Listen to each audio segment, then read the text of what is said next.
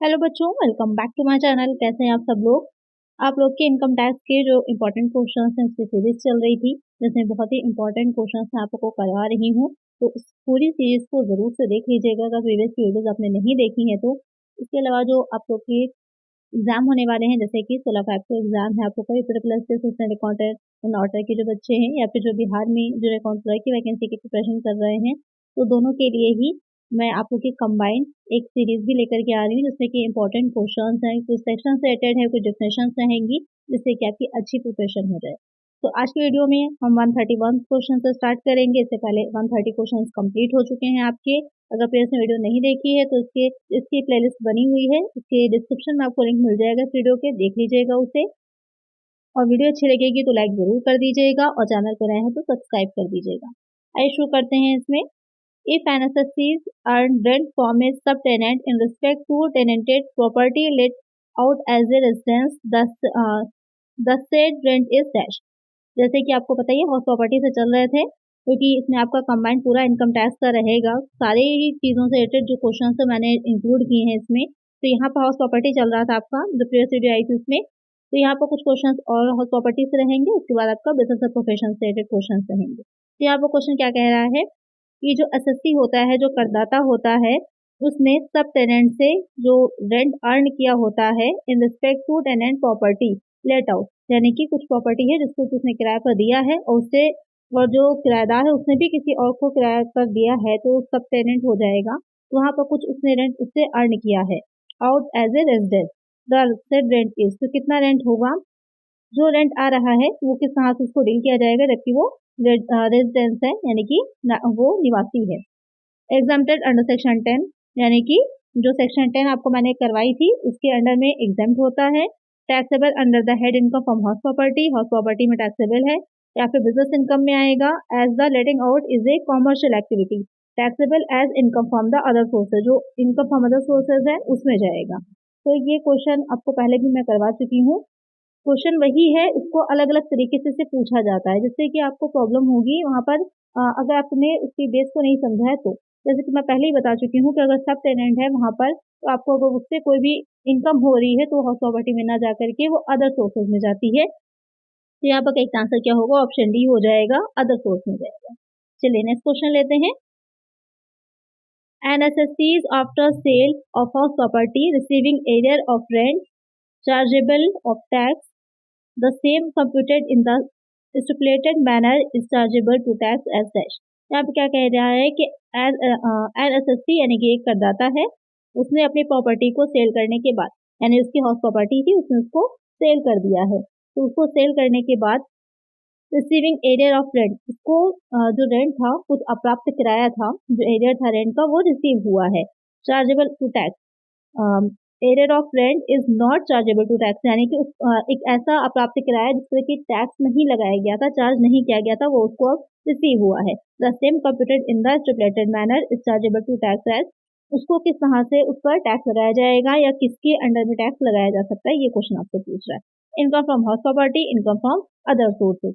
तो यहाँ पर इस क्वेश्चन में कि जो करदाता है उसको जो है सेल कर दी है उसने हाउस प्रॉपर्टी, उसके बाद उसको रिसीव हो रहा है एरियर, तो वहाँ पर किस तरह से उसको हम देखेंगे, तो आइदर ए आर बी, यानी कि या तो हाउस प्रॉपर्टी या तो अदर सोर्सेज, दोनों में से किसी एक में क्या होगा, वो चार्जेबल होगा। तो एक आंसर क्या हो जाएगा, ऑप्शन सी आएगा।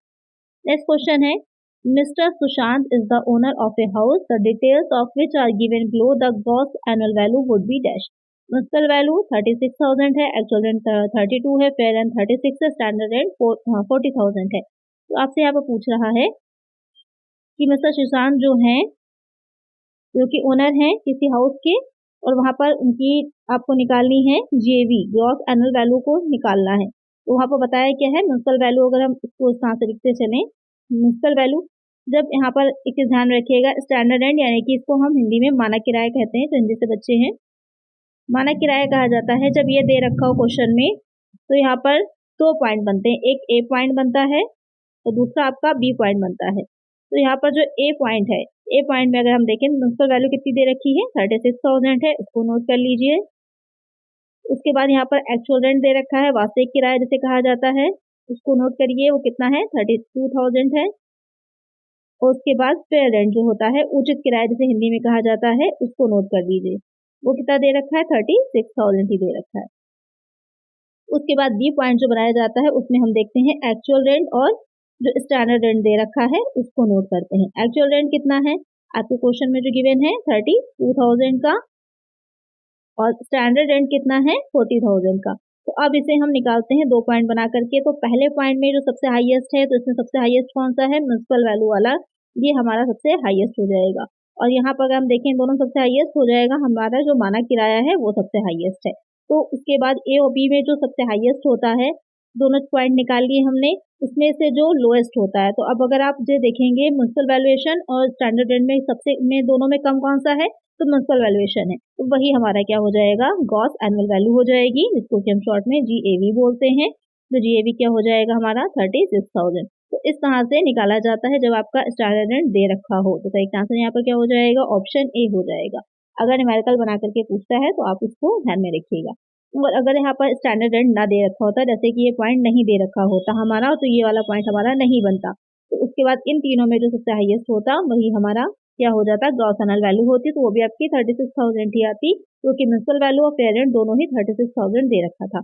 अगर ये 38 होता तो फेयर रेंट हो जाता, या म्युनिसिपल वैल्यू या एक्चुअल रेंट ज्यादा होता तो वो हमारी ग्रॉस एनुअल वैल्यू बन जाती। तो यहाँ पर करेक्ट आंसर है ऑप्शन ए। तो ध्यान रखिएगा, जिस भी तरह से क्वेश्चन दे रखा हो उसके अकॉर्डिंग ही आपको आंसर देना है।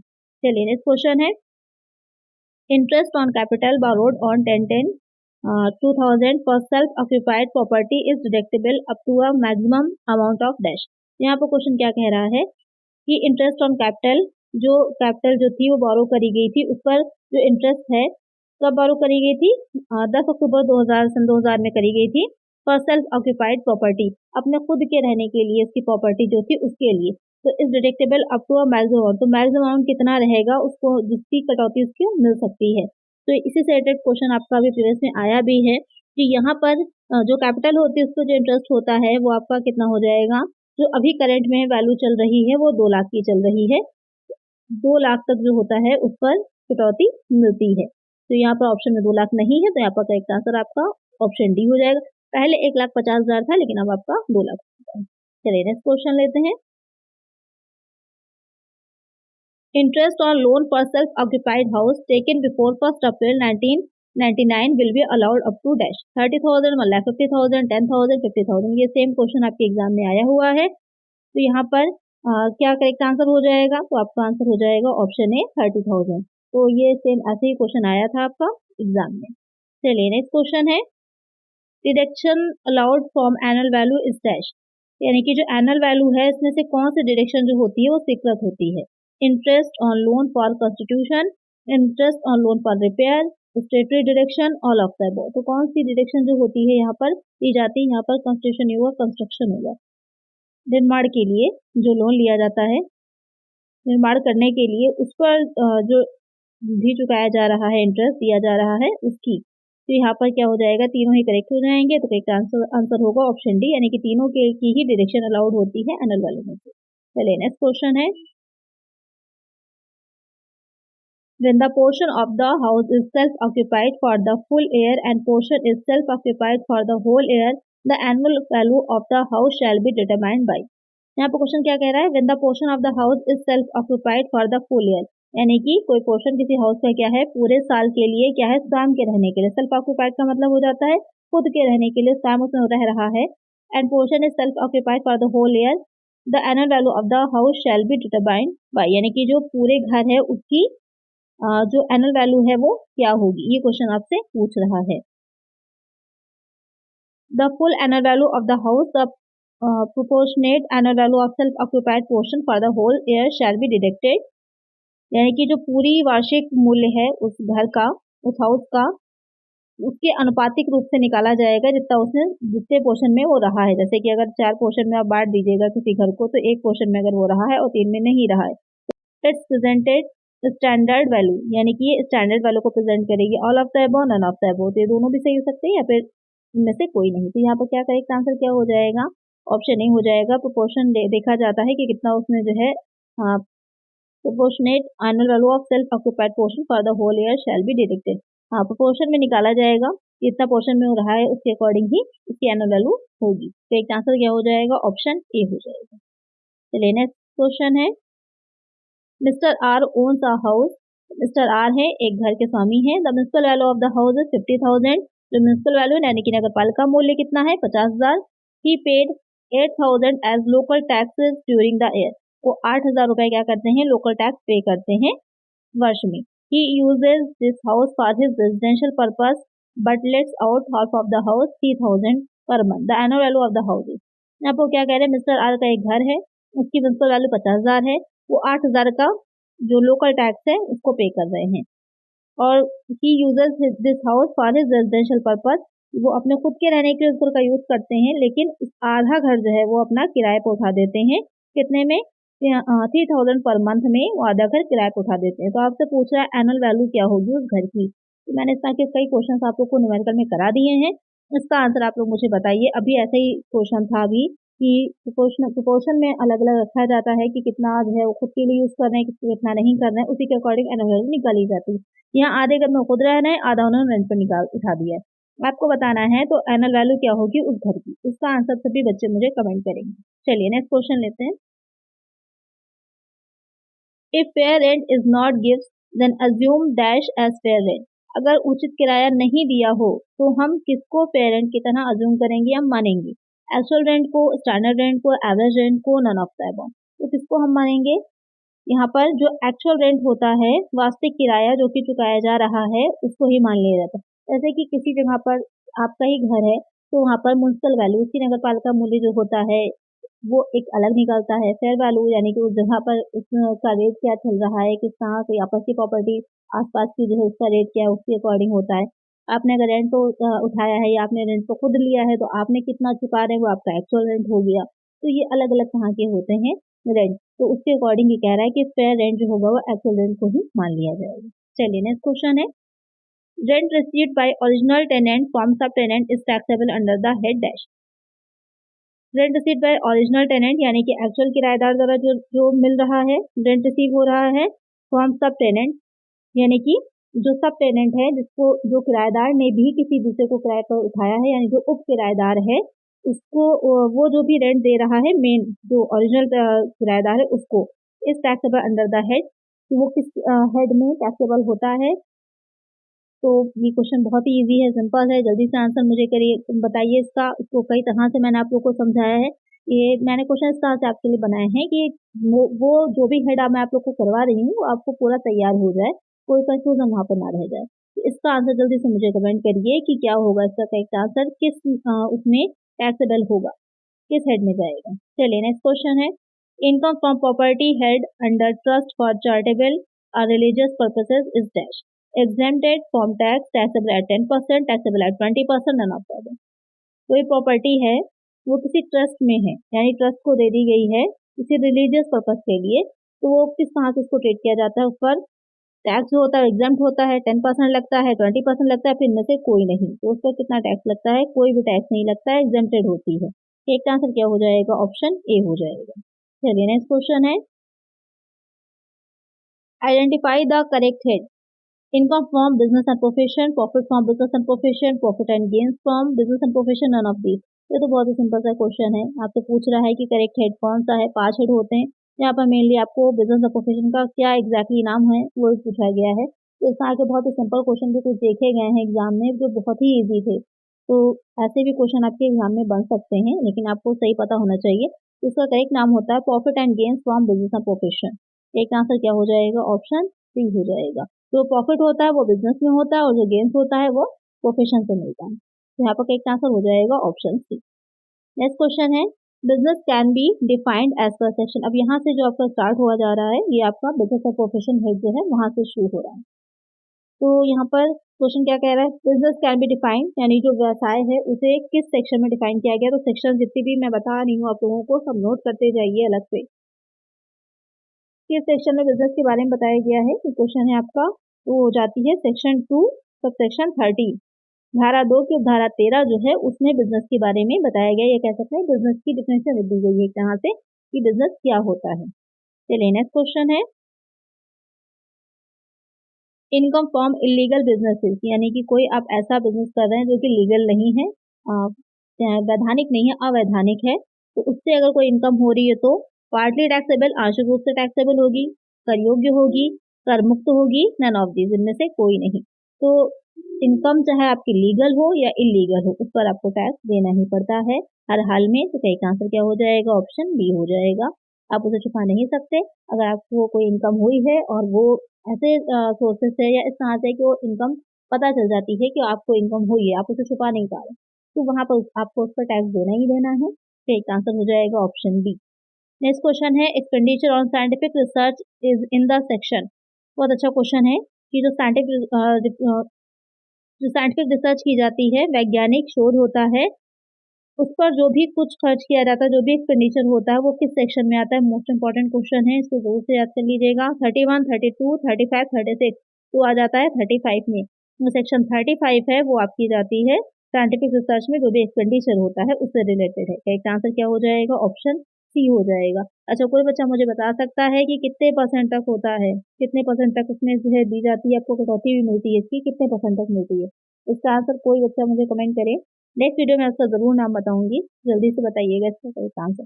चलिए नेक्स्ट क्वेश्चन है, any payments made outside India and TDS is not paid then it is dash. कोई भी पेमेंट जो कि इंडिया के बाहर दिया जा रहा है और उस पर टीडीएस जो है वो पे नहीं किया गया है, तो देन इट इज अलाउड है, डिसअलाउड है, पार्टली अलाउड है, नन ऑफ दीज। तो जैसे कि बिजनेस में आपको पता ही है कि डिसअलाउड और अलाउड एक्सपेंडिचर्स किए जाते हैं, उसी के अकॉर्डिंग कुछ चीजें जो होती हैं जो डिसअलाउड है या फिर अलाउड है, उसी की कटौती या दी जाती है या नहीं दी जाती है। तो यहाँ पर कह रहा है कि पेमेंट जो है इंडिया के बाहर किया गया और उस पर टीडीएस नहीं कटा है, टीडीएस पे नहीं किया गया है, तो उस तरह का एक्सपेंसेस या पेमेंट जो है वो क्या होगा? अलाउड होगा, स्वीकृत करेंगे, अस्वीकृत कर देंगे, या फिर आंशिक रूप से स्वीकृत करेंगे। तो उसको किस तरह से ट्रीट करेंगे? वो आपका डिसअलाउड हो जाएगा, अस्वीकृत हो जाता है। एक का आंसर क्या हो जाएगा? ऑप्शन बी हो जाएगा। नेक्स्ट क्वेश्चन लेते हैं, interest on delayed payment of VAT is dash. यानी कि जो डिलेड पेमेंट ऑफ वैट, आपने जो वैट का पेमेंट किया है, डिलेड किया है, तो उस पर जो इंटरेस्ट लग रहा है वो क्या है? अलाउड है, डिसअलाउड है, पार्टली अलाउड है, नन ऑफ दीज। तो क्या हो जाएगा? वो अलाउड होता है, स्वीकृत होता है। एक आंसर क्या हो जाएगा? ऑप्शन है, यानी कि जो इंटरेस्ट पे किया गया है, जो वैट का पेमेंट करने में डिले हुआ था, उसका जो इंटरेस्ट आपके साथ आपने बाद में पेमेंट किया होगा, तो वो इंटरेस्ट जो होता है वो अलाउड हो जाता है। चलिए नेक्स्ट क्वेश्चन है, under the income tax act 1961 depreciation on machinery is charged on dash purchase price of the machinery, written down value of the machinery, market price of the machinery, all of the above। तो यहाँ पर question क्या कह रहा है?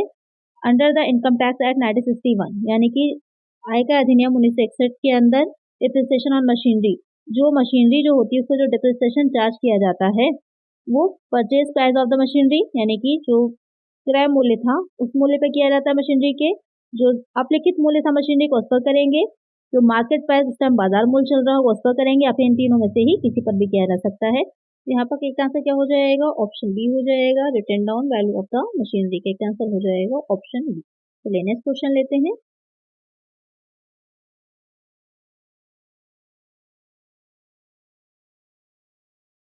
as per section 30, which expenditure incurred for a building used for the business or profession shall not be allowed as deduction। यहाँ पर question क्या कह रहा है? जो सेक्शन 30 है उसके अंडर में विच एक्सपेंडिचर, यानी कि कौन सा ऐसा एक्सपेंस है या कौन सा ऐसा खर्च है, for a building use for the business, जो कि कोई बिल्डिंग है वो बिजनेस के लिए, प्रोफेशन के लिए, बिजनेस के लिए यूज की जा रही है, तो वहां पर वो अलाउड नहीं होगा डिडक्शन के लिए। ये क्वेश्चन आपसे पूछ रहा है, यानी कि स्वीकृत नहीं होगा कटौती के लिए। Rent, rate and taxes, insurance of building, repairs of building, capital expenditure. तो कौन सा एक्सपेंडिचर जो है वो अलाउड नहीं होता है? तो यहाँ पर एक आंसर क्या होगा? वो ऑप्शन डी होगा, जो कैपिटल एक्सपेंडिचर है वो अलाउड नहीं होगा, पूंजीगत व्यय अलाउड नहीं होगा। बाकी किराया, कर या फिर जो टैक्सेस होते हैं वो भी अलाउड होते हैं, इंश्योरेंस भी अलाउ होगा और रिपेयर भी अलाउड होगा, लेकिन कैपिटल एक्सपेंडिचर जो है वो अलाउड नहीं होंगे। बाकी जो भी कोई बिल्डिंग है जो बिजनेस और प्रोफेशन से यूज की जा रही है उससे रिलेटेड जो एक्सपेंसेस होते हैं वो अलाउड होते हैं। एक आंसर क्या हो जाएगा? ऑप्शन डी हो जाएगा। इसके आगे जो 151 क्वेश्चन है वो हम नेक्स्ट वीडियो जो आएगी वहां से लेंगे इसके आगे के क्वेश्चन को। आई होप वीडियो अच्छी लगी होगी, हेल्पफुल रही होगी।